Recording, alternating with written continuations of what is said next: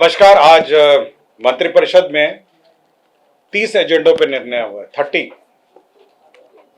सबसे पहले जो महत्वपूर्ण एजेंडे हैं इसमें 6 औद्योगिक क्षेत्र के बारे में निर्णय लिए गए हैं।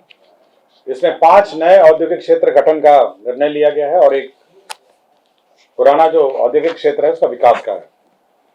सबसे पहले जो औद्योगिक क्षेत्र है वो है बेगूसराय जिला अंतर्गत अंचल बेगूसराय के मौजा कुसमौत थाना संख्या 334 में।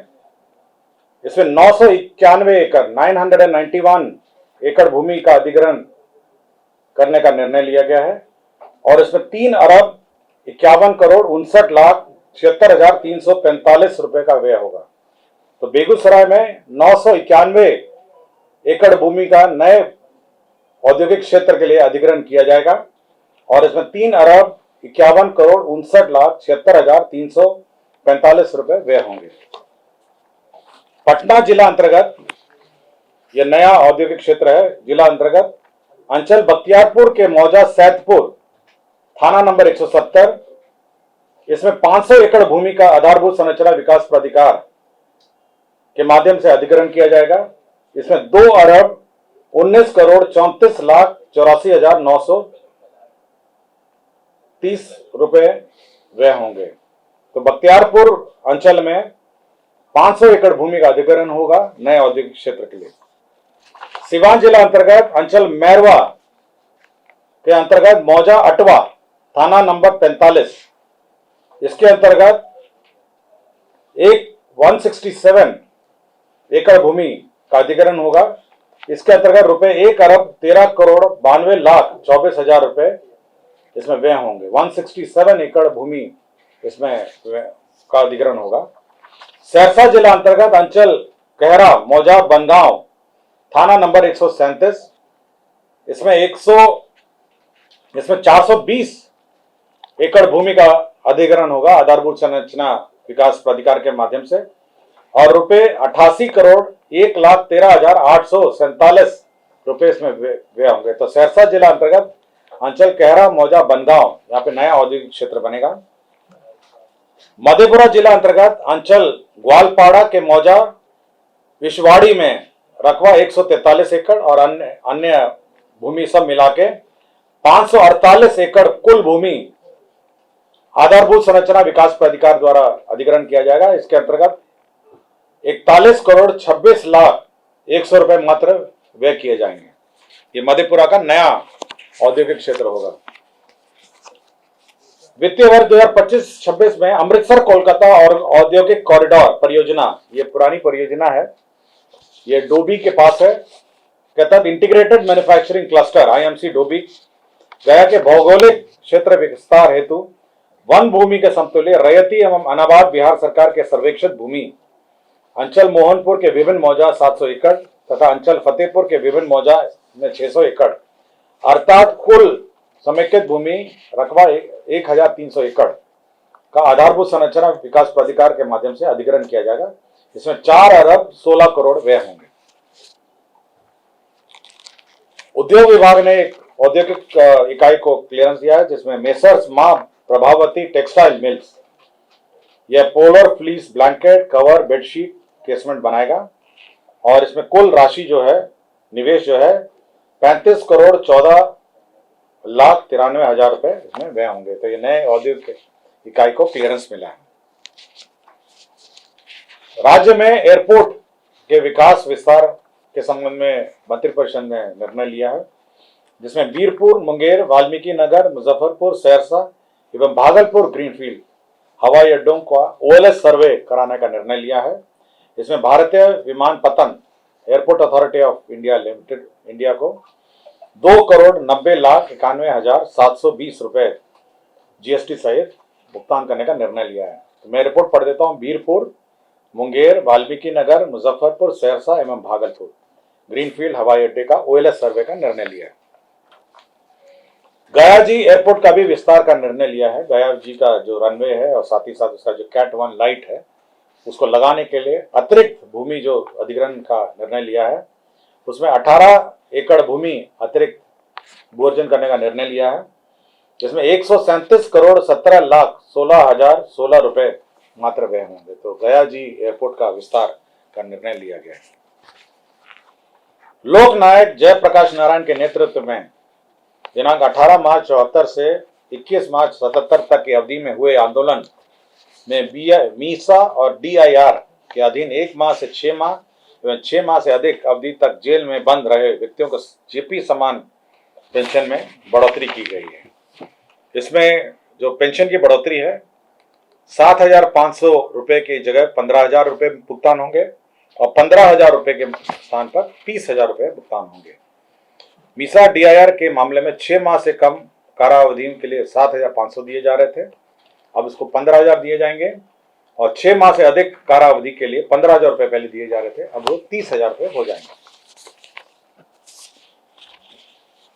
राज्य में जितने भी हमारे जिला समाहरणालय है वहां नागरिक सुविधा अनुकूल बुनियादी ढांचे यथा प्रतीक्षालय, पेयजल, शौचालय, दीदी की रसोई आदि की सुविधा उपलब्ध होगी, इसका निर्णय लिया गया है।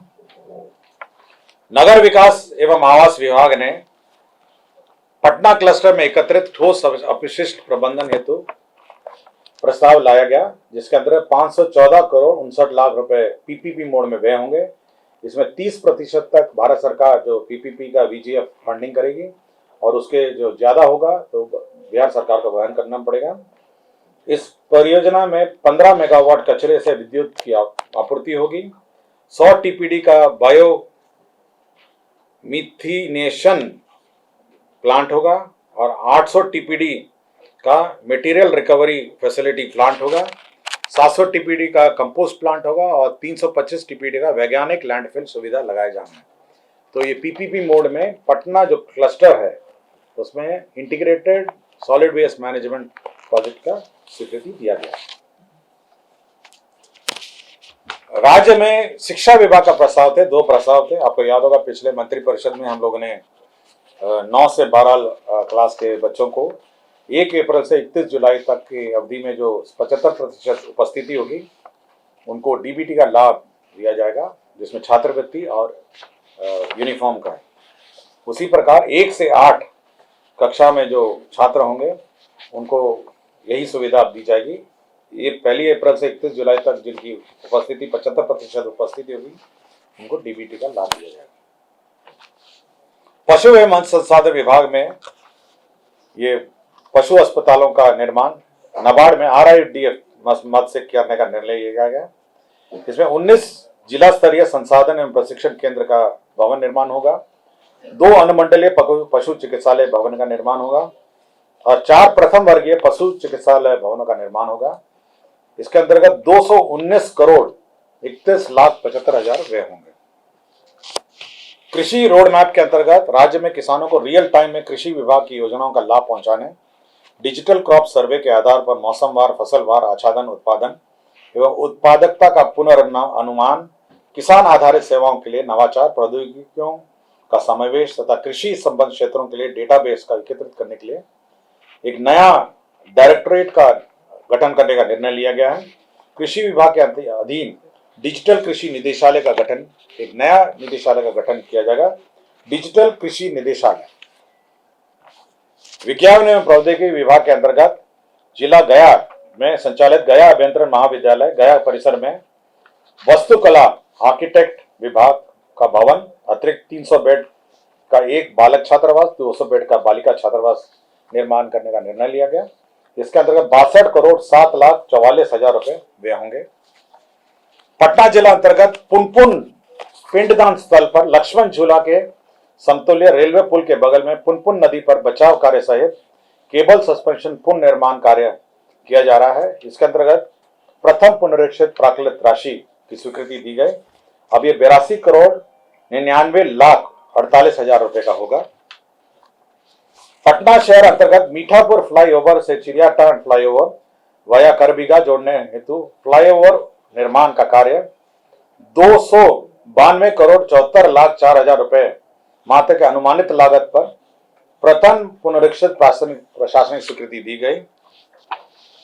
परिवहन विभाग का प्रस्ताव था जिसके अंतर्गत उत्सर्जन मानक भारत स्टेज 1 एवं पूर्व में उत्सर्जन मानक के अनुसार निर्मित सभी परिवहन और गैर परिवहन तथा उत्सर्जन भारत स्टेज 2 के अनुसार विनिर्मित सभी माध्यम और भारी माल यान यात्री मोटरयान को रजिस्ट्रीकृत स्क्रैपर के माध्यम से वाहन स्क्रैप कराकर निक्षेप प्रमाण पत्र सर्टिफिकेट और डिपॉजिट प्रस्तुत करने पर मोटर वाहन कर पर 50% की छूट दी जाएगी।